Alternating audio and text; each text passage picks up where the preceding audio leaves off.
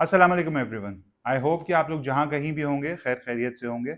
आम आदमी हाजिर है आम आदमी बकबक के एक नए एपिसोड के साथ। तो दोस्तों आज जिस बारे में मैं आप लोगों से बकबक करने के लिए जा रहा हूँ वो मामला अब से कुछ दिन पहले हमें सुनने को मिला।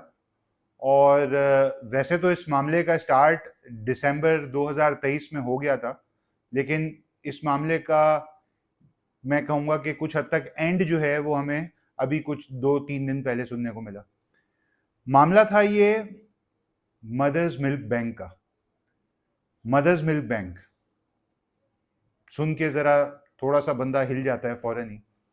हुआ कुछ यूं कि जी दिसंबर 2023 में सिंध गवर्नमेंट ने जो है वो मदर्स मिल्क बैंक खोलने का इरादा किया और इस इरादे से रिलेटेड इन्होंने दारुल उलूम से फतवा भी हासिल किया। फतवा इन लोगों को मिल गया कि ये मदर्स मिल्क बैंक सही है विद सम कंडीशंस। उसके बाद इस प्रोजेक्ट पे काम होना शुरू हुआ। ये प्रोजेक्ट यूनिसेफ की फंडिंग से चलना था। सिंध में कराची में इस चीज़ का जो है वो इफ्तिताह होना था। काम शुरू हुआ और ये मिल्क बैंक जो है वो मदर्स मिल्क बैंक जो है वो खुल गया अब से कुछ दिनों पहले कराची में। खुलने के बाद तकरीबन शायद एक हफ्ते के अंदर अंदर ही दारुल उलूम ने अपना फतवा इस सिलसिले से रिलेटेड चेंज कर दिया और उन्होंने कहा ये कि जो कंडीशंस हैं इस मदर्स मिल्क बैंक को चलाने के लिए उन कंडीशंस को पूरा करना बहुत मुश्किल काम है और ये पॉसिबल नहीं है। तो इसमें थोड़ा सा मतलब थोड़ा सा क्या लेकिन खालिसतन इस्लामिक पॉइंट ऑफ व्यू है। और मैंने फिर इस चीज़ के बारे में थोड़ी सी जब रिसर्च की, जब ये खबर मुझ तक पहुंची उसके बारे में मैंने रिसर्च की। आज ये जो चीज़ें हैं आजकल मीडिया पे भी नज़र आ रही हैं, सोशल मीडिया पे भी लोग इस पे बात कर रहे हैं, लेकिन जो मेरी रिसर्च थी इस मामले में वो आप लोगों के साथ मुझे शेयर करना काफ़ी ज़रूरी लग रहा है। फर्स्ट ऑफ ऑल ये कि ये मदर्स मिल्क बैंक जो है वो उसकी ज़रूरत क्यों पेश आती है। अभी प्योर साइंसी बात मैं पहले करूँगा। ये साइंसी बात ये कि हमारे डॉक्टर हजरात ये कहते हैं कि जी माँ के दूध का कोई नेमल बदल नहीं है, जो कि काफ़ी हद तक सही भी बात है। मैं एग्री करता हूँ उस बात से कि माँ के दूध का कोई नेमल बदल नहीं है, लेकिन वो माएँ जो कि अपने बच्चों को ब्रेस्ट फीडिंग नहीं करा सकती, वो माएँ क्या करें। मैं खुद आपके सामने आज बैठ के ये बात कर रहा हूँ और इस चीज़ की जो सबसे बड़ी जिंदा मिसाल जो है इस बात की वो मैं खुद हूँ, क्योंकि मेरे दोनों बच्चे जो हैं वो माँ के दूध के अलावा बहुत छोटे अरसे के लिए माँ के दूध पे आए थे और उसके बाद फिर वो वापस पाउडर मिल्क पे चले गए थे। तो ये चीज़ें जब मेरे साथ हुई, ठीक है, उस वक्त भी यही बात थी कि माँ के दूध का कोई नेमल बदल नहीं है, लेकिन क्या अगर माँ किसी वजह से अपने बच्चे को फीडिंग नहीं करा सकती तो वो सिर्फ उसका यही हल एक हमारे पास रह गया है कि हम मदर्स मिल्क बैंक खोलें। सबसे बड़ी बात यह कि इसमें हम थोड़ा सा इस्लामिक पॉइंट ऑफ व्यू से इस चीज़ का जायज़ा लेते हैं। तो पहले अरब में ये चीज़ें जो थी, ये रिवाज बिल्कुल आम था और हर घर में इस तरह की चीज़ें होती थी, लेकिन वहाँ पे इन चीज़ों का रिकॉर्ड रखना बहुत आसान होता था। जिस बंदे ने अपने बच्चे को किसी माँ के हवाले किया मदर्स मिल्क के लिए या फीडिंग के लिए, वो बच्चे उन माँओं के साथ चले जाते थे। खुद हमारे रसूल की एग्जाम्पल हमारे सामने है, जो दाई हलीमा सादिया जब इनके साथ नबी पाक सल्लल्लाहु अलैहि वसल्लम जो है वो गए और उन्होंने नबी पाक को दूध भी पिलाया। तो ये सारी चीज़ें जो हैं वो हमें बहुत छोटी उम्र में सिखा दी जाती हैं, बता दी जाती हैं, हम पढ़ते भी हैं, समझते भी हैं। ये सारी बातें जो हैं हम सबको पता हैं, लेकिन ये उस वक्त की बात है जब ये रिवाज हर घर में आम होता था। आज इस तरह की चीज़ें जो हैं वो इस्लामी माशरे में हमें कहीं नज़र नहीं आती, इस तरह के ट्रेंड्स हमें कहीं नज़र नहीं आते। लेकिन उसके बाद भी ये मदर्स मिल्क बैंक जो खुला, इसमें सबसे पहली बात तो ये कि जो इस्लाम के पॉइंट ऑफ व्यू से محرم نامحرم کا کانسیپٹ ہے وہ ہمیں نظر میں رکھنا بڑا ضروری ہے. جو بچے اس طرح کی سچویشن سے گزرتے ہیں ان کو سب سے پہلے تو یہ پتہ ہونا چاہیے کہ ان کی رضائی بھائی یا ان کا رضائی بھائی یا ان کی رضائی بہن جو ہے وہ کون ہے. فاسٹر چلڈرن جن کو کہتے ہیں, فاسٹر بردر, فاسٹر سسٹرز. تو یہ سب سے پہلے پتہ ہونا ضروری ہے. لیکن یہ مدرز ملک بینک جو ہے اس میں بہت مشکل ہے کہ اس بات کو پتہ کیا جائے, اور بہت زیادہ ڈیٹیل جو ہے وہ اس چیز کا ریکارڈ نہیں رکھا جا سکتا ڈیٹیل میں, کیونکہ دیکھیں اس چیز کی ضرورت ہمیں جب پڑتی ہے جب یہ اس طرح کے بچے جو ہوتے ہیں وہ بڑے ہو جاتے ہیں اور جب ان کی شادیوں کا معاملہ آتا ہے. تو اگر اس طرح کی سچویشن ہمارے پاس رہے گی تو اس میں ظاہری سی بات ہے شادیوں میں مسئلے ہوں گے. ایک بھائی کی ایک بہن سے شادی نہیں ہو سکتی ہے, ہمارا دین, ہمارا معاشرہ اس بات کی بالکل اجازت نہیں دیتا. تو یہ ساری کمپلیکیشنز آنے کا بہت اندیشہ تھا. اس وجہ سے دارالعلوم نے بھی اپنا فتویٰ واپس لیا, یہ کہہ کے کہ جو کنڈیشنز پہلے ان کو بتائی گئی تھیں وہ کنڈیشنز کیا تھیں اور ان پہ عمل کرنا جو ہے وہ بہت مشکل تھا. تو ان کنڈیشنز کو پورا ہونا جب مشکل تھا تو دارالعلوم نے اپنا فتویٰ واپس لیا, اور اس کے بعد یہ معاملہ جو ہے وہ پینڈنگ میں چلا گیا. کینسل نہیں ہوا لیکن پینڈنگ میں چلا گیا. آج میں نے ایک خبر پڑھی جس کے بارے میں پڑھ کے مجھے جو ہے وہ یہ پتہ چلا کہ ہمارے سندھ کے جو ہیلتھ منسٹر ہیں انہوں نے اسلامی نظریاتی کونسل کو یہ کیس ریفر کر دیا ہے, اور یہ معاملہ ختم نہیں ہوا ہے لیکن پینڈنگ میں چلا گیا ہے. تو گوئنگ فارورڈ ہم بالکل اس چیز کو سن سکتے ہیں کہ مدرز ملک بینک جو ہے وہ پاکستان میں کھل گیا ہے. اب تھوڑا سا میں اسلامی معاشرے کی بات کرتا ہوں کہ ہمارے یہاں پاکستان میں تو یہ چیز پہلی دفعہ ہوئی, لیکن دنیا کے لیے اور اسلامی دنیا کے لیے یہ چیز نئی نہیں ہے. اس سلسلے سے ریلیٹڈ دنیا کے ہر اسلامک ملک میں جو ہے وہ باتیں ہو چکی ہیں, کھولنے کی کوشش کی جا چکی ہے, لیکن ہر اسلامی کنٹری نے جو ہے وہ اس میں نا کی صورت ہی اختیار کی ہے, منع کیا گیا, نہیں کھولنے کی اجازت ملی, سوائے ایک کنٹری کے, ایک اسلامک کنٹری کے جو کہ ایران ہے. ایران نے اس چیز کو اجازت دی اور ایران میں یہ چیزیں ہوتی بھی ہیں. تو اب میں اس ڈیٹیل میں نہیں جاؤں گا کہ ایران نے اجازت دی تو اس کا کیا نیگیٹو امپیکٹ آئے گا, پازیٹیو امپیکٹ آئے گا, اتنا ہم خود سمجھ سکتے ہیں. اصل مسئلہ یہ نہیں تھا. اصل مسئلہ یہ آیا کہ جب اس چیز کو منع کر دیا گیا اس کے بعد ہمارے یہاں کچھ لوگوں نے اس چیز کے فیور میں بات شروع کی کہ یہ جو منع کیا گیا ہے یہ غلط ہے, اور مدرز ملک بینک جو ہیں ان کا قائم کیا جانا بہت اچھی بات ہے, اور صحت کے لیے اور بچوں کی صحت کے لیے, ماں کی صحت کے لیے یہ ساری چیزیں جو ہیں وہ تندرستی کی طرف لے کے جاتی ہیں. بھائی دیکھیں مسئلہ یہ نہیں ہے کہ کیا ہو رہا ہے اور کیا ہو سکتا ہے, چکر یہ ہے کہ ایک چیز اگر منع ہے اور قرآن و سنت سے اگر اس کو منع کر دیا گیا ہے تو اس کے بعد ہمیں اس چیز میں آرگیومنٹ کرنے کی ضرورت ہی نہیں ہے. ہم پتہ نہیں کس طریقے سے اس دنیا میں رہ کے اپنے آپ کو مسلمان کہلوانے کے مستحق ہو رہے ہیں کہ ہم ہر اس چیز پہ بحث کرتے ہیں, ہر اس چیز پہ ہم کوئی نہ کوئی پوائنٹ نکالنے کی کوشش کرتے ہیں جو کہ ہمارے مذہب سے کلیش کر رہی ہو یا ہمارے فیور میں جا رہی ہو. ہمارے فیور میں جاتی ہے تو پھر ہمیں پرواہ نہیں ہوتی کہ وہ مذہب سے کلیش کرے یا نہیں. اب مجھے ایک چھوٹی سی اگزامپل میں آپ لوگوں کو دینا چاہتا ہوں یہاں پہ, وہ یہ کہ میں نے تھوڑی سی جو میری ناقص عقل ہے اس کے حساب سے میں نے ریسرچ کی, اور اس ریسرچ سے مجھے یہ پتہ چلا کہ سورہ نساء میں اللہ تعالیٰ نے بالکل واضح الفاظ میں یہ بات بیان کر دی ہے کہ آپ کے لیے محرم کون ہے اور آپ کے لیے نامحرم کون ہے. ہمیں اس چیز میں ڈیٹیل میں جانے کی ضرورت ہی نہیں. جب اللہ تعالیٰ نے ہمیں ایک واضح گائیڈ لائن دے دی ہے کہ آپ کا محرم اور آپ کا نامحرم کون ہے, تو اس کے بعد ہمیں اس چیز میں جو ہے وہ آرگیومنٹ کرنے کی, حجت کرنے کی, بحث کرنے کی کوئی ضرورت نہیں ہے. فرسٹ آف آل تو یہ کہ ہم جائیں کیوں, اس بحث میں پڑھیں کیوں جس کی گائیڈ لائنز اللہ تعالیٰ سے ہمیں قرآن کے تھرو مل چکی ہیں. ہمیں پڑھنے کی زحمت ہم نہیں کرتے, ہم بحث کرنے کی زحمت ہر کسی سے کر لیتے ہیں. تھوڑا سا پڑھیں, زیادہ پڑھنا بھی نہیں ہے. سورہ نساء کے اندر یہ چیز جو ہے وہ اللہ تعالیٰ نے واضح الفاظ میں بیان کر دی ہے, اور وہ پڑھنے کے بعد میرے جیسے ناقص العقل انسان کے دماغ میں اگر ایک چیز کلیئر ہو سکتی ہے تو آپ لوگ تو مجھ سے بہت زیادہ عقل رکھتے ہیں، آپ لوگ تو بہت زیادہ سمجھ سکتے ہیں.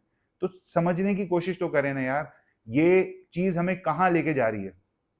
ایک بھائی اور بہن کے درمیان، اللہ نہ کرے، مطلب میں تو یہ باتیں سوچ بھی نہیں سکتا، لیکن آپ یہ چیز تھوڑا سا اپنے ذہن میں لانے کی کوشش کریں کہ اگر ایک بھائی اور بہن کے درمیان شادی ہو جائے اور اس شادی سے کوئی بچہ پیدا ہو، اس بچے کو ہم کیا نام دیں گے؟ کیا رشتہ ہوگا اس کا اپنی ماں سے؟ کیا رشتہ ہوگا اس کا اپنے باپ سے؟ کیا اسلام، ہمارا معاشرہ ہمیں کچھ بھی ایسا کرنے کی اجازت دے رہا ہے؟ نہیں، بالکل بھی نہیں. تو ہمیں ہر اس چیز کے بارے میں جو ہمارے فیور میں جاتی ہے ہم فتوے لینے پہنچ جاتے ہیں، ہم جو ہے وہ بحث کرنا شروع کر دیتے ہیں لوگوں کے ساتھ. یار کیا ضرورت ہے جب اللہ تعالیٰ نے آپ کو بتا دیا؟ ایک قرآن کھول کے ایک آیت کا ترجمہ پڑھنے میں کتنا ٹائم لگے گا؟ آپ کی بات سمجھ میں آ جائے گی. اللہ تعالیٰ نے منع کر دیا، اس کے بارے میں پھر کوئی بحث ہی نہیں کرنی. ہم ہر اس چیز پہ بحث کرنے کے لیے جاتے ہیں جہاں پہ ہم اپنی کسی بات کو، اپنے کسی فائدے کو سامنے رکھ کے بات کر رہے ہیں. ہم نے دین کو اٹھا کے بالکل سائڈ پہ رکھ دیا ہے، مذاق بنا لیا ہم نے دین کا. تو یہ چیزیں اگر اللہ نے منع کی ہیں، اللہ تعالیٰ نے اپنی کسی بات کو اوپر لانے کے لیے نہیں، ہماری بھلائی کے لیے یہ ساری چیزیں منع کی ہیں. اس طرح کی چیزوں سے معاشرے میں بگاڑ پیدا ہوتا ہے. سوچنا چاہیے ہمیں یار، یہ بہت بہت زیادہ پیچیدہ مسئلے ہیں، بہت زیادہ نازک مسئلے ہیں. اور پھر ہمارے یہاں اس بات پہ بحث شروع ہو گئی ہے کہ یہ چیزیں صحیح ہیں، یہ چیزیں غلط ہیں. کھول کے پڑھنے کی کوشش تو کرو یار. ایک دفعہ کھول کے آپ کوشش تو کریں ان چیزوں کو پڑھنے کی. کیسے نہ سمجھ میں آئے؟ میرے جیسے بندے کی سمجھ میں آ سکتی ہیں تو آپ لوگوں کی سمجھ میں کیوں نہیں آ سکتی؟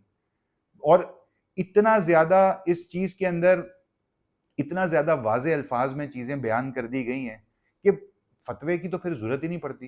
اور ماشاءاللہ سے ان کی کم عقلوں کی، گدھوں کی جو ہے وہ عقل پہ سلام کرنے کا دل چاہتا ہے، جو اس بات پہ فتویٰ لینے کے لیے گئے تھے کہ یار یہ چیزیں سب. فرسٹ آف آل مجھے آپ یہ بتائیں، ملک بینک جو ہے اس میں وہ ریکارڈ رکھیں گے، اس ریکارڈ کو کتنے عرصے تک رکھیں گے؟ اس دودھ کو کتنے عرصے تک اپنے پاس محفوظ رکھیں گے؟ وہ دودھ کس کے پاس جائے گا؟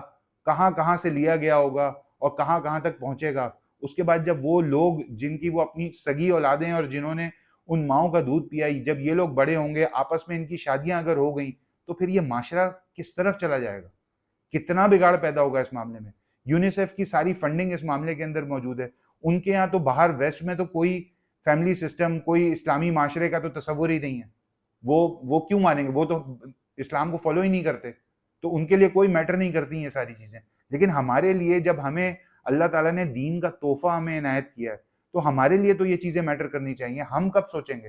ہم ہی اگر اپنے 4 پیسوں کے لیے فتوے لینے کے لیے کھڑے ہو جائیں گے، کل کو کوئی اس بات پہ فتویٰ لینا شروع کر دے کہ یار نماز پڑھنی چاہیے یا نہیں پڑھنی چاہیے، تو مطلب عقل پہ، مطلب پتھر تو بہت چھوٹی سی چیز ہے، عقل پہ بلڈنگیں گر گئی ہیں پوری ہماری یار.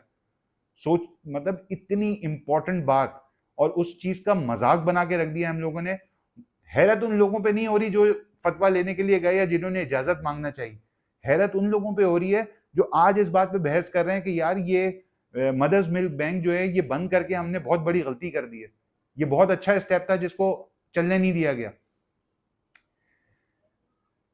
تھوڑی سی ریسرچ کرنا سیکھیں یار.